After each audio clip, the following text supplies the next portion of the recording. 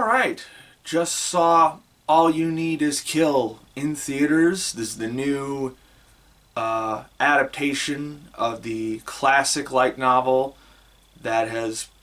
I don't know exactly know what its reputation is in Japan, but it has a pretty massive following in the US to the point where obviously it got a live action adaptation starring Tom Cruise, a la in Edge of Tomorrow, or I guess it's called Live, Die, Repeat now. And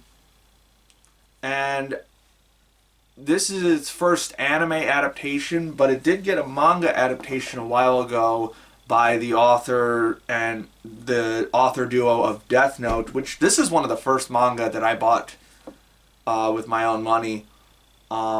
Way back. This must have been like early 2010s when I bought this. So it's been well over a decade since I have read All You Need Is Kill, but even with that big gap, this movie is definitely a major departure from the source material in certain ways. Although, not as many ways as you would think. Whereas the original, and I haven't read the light novel, but if the manga is any indication, the original is basically a military action anime, or military action story, with the general trappings of that, with the live, die, repeat mechanic built into it there. And whereas with the original story, we have like a military recruit going up against this alien threat. In this new movie, it's essentially a group of like volunteer like cleanup crews, I guess.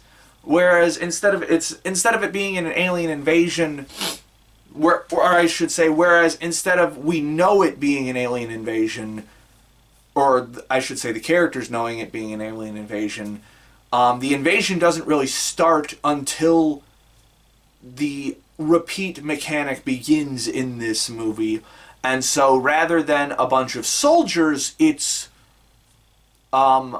teenagers. I don't exactly know the age of our main character, but they do say that she is not... They question whether she's old enough to drink or not. So, that age range. And instead of Keiji being the main character, are the male lead in the series, we have Rita as the lead this time, who was previously the deuteragonist in the series. And so we get her perspective on this, which I don't believe she has the same backstory as she does in the manga. Again, it's been forever since I read it. But I do think it is definitely a pretty solid addition to this story with the... This isn't much of a spoiler since it happens pretty early on, with this sort of domestic abuse angle, troubled home sort of angle to it. So I do think that was a pretty decent addition to it. Unfortunately, I don't feel like there was much additions aside from that.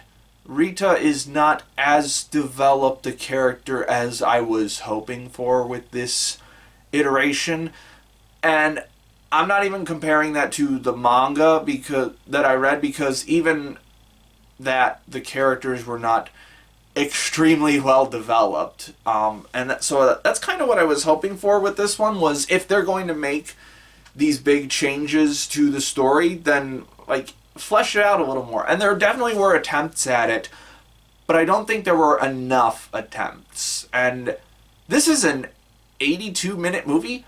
It's very short. It could have been 90 minutes. This could have been 90 minutes. So I don't know why they wanted it to be so short. Maybe it was a budget thing. Maybe that's just the vision the director had. Just poop in and out real quick. But I do think that we could have done with a little bit more characterization. Like, there are definitely a few spots where I would have inserted like an extra scene or something, like in particular, like some spots in the climax, because overall it feels a little bit more hollow as a result. Like, basically every character besides Rita and Keiji has no personality whatsoever. They are, well, I should say they have no function within the story other than plot conveyance. They don't do anything to become their own characters. They are just there to do things for Rita and Keiji to interact with. So that's definitely a bit of a disappointment. Honestly, I feel like Keiji was pretty well rounded as a character in this. Again, still could have gone with a little bit more. We get a bit of an exposition dump for him near the climax, but honestly, for as little as he gets, I think his acting, I guess, the way he acts as a character conveys a lot of his character, whereas Rita is much more a lot of her character is much more internal, and so it doesn't manifest as much in very obvious ways, I guess. I will say though, I do think that as this story goes on, I do think the way in which the repeat mechanic influences the characters and the themes of the story definitely picks up with the more momentum that it gets. It definitely feels a bit clunky in the beginning. Clunky is the wrong word. It definitely feels a bit too standard in the beginning, which I guess since this story's over 20 years old now at this point, the light novel, I guess that's just how it is. But I don't know, it felt that in combination with the fact that I was hoping for a little bit more from Rita's character, the first act-ish of this is definitely a bit underwhelming. Not slow, but underwhelming. And also a lot of that has to do with the presentation as well. This is by Studio 4... How is this pronounced? 4 Degrees or 4C? Studio 4C. Which is not a necessarily very well-known anime studio. I think probably at this point their biggest work would be Tekkon Kincrete, which I think also came out like 20 years ago. I most know them for some of the shorts they did for Halo Legends, those being Babysitter and Origins.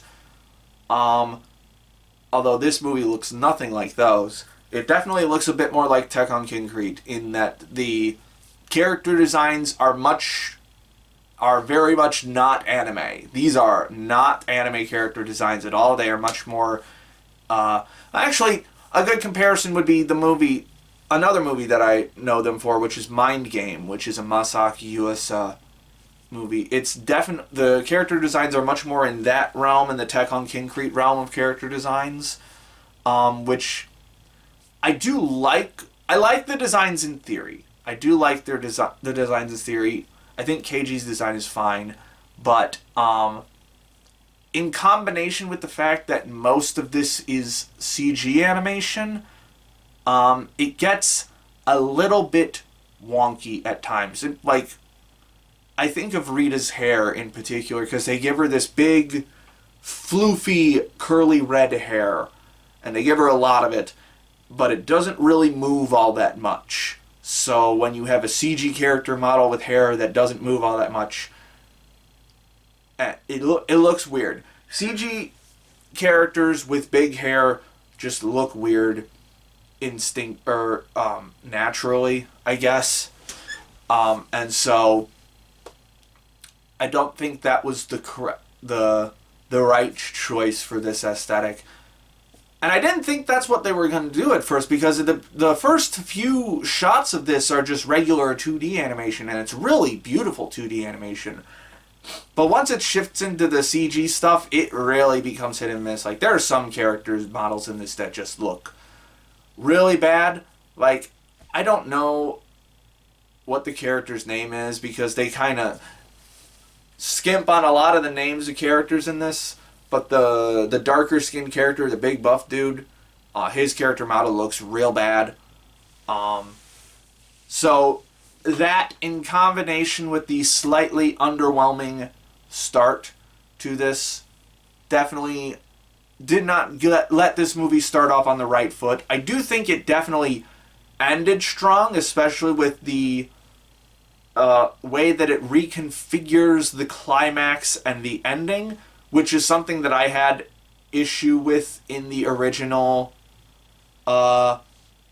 story in terms of its thematic purpose. The original story has a much, I guess without giving it away too much, the original is much darker than, or I guess not much darker, but less happy than this film's interpretation of it. And I do like this film's interpretation a little more because it feeds a little bit more into the themes of repetitive cycles and just being stuck somewhere, being stuck in a rut, being stuck in a bad place in your life, which, considering my current situation, I definitely was primed to feel that, and I very much resonated with a lot of the theming in this movie of just being in a bad place and seeing just hope, just being surrounded by hopelessness. I definitely resonated with that a lot at the current moment.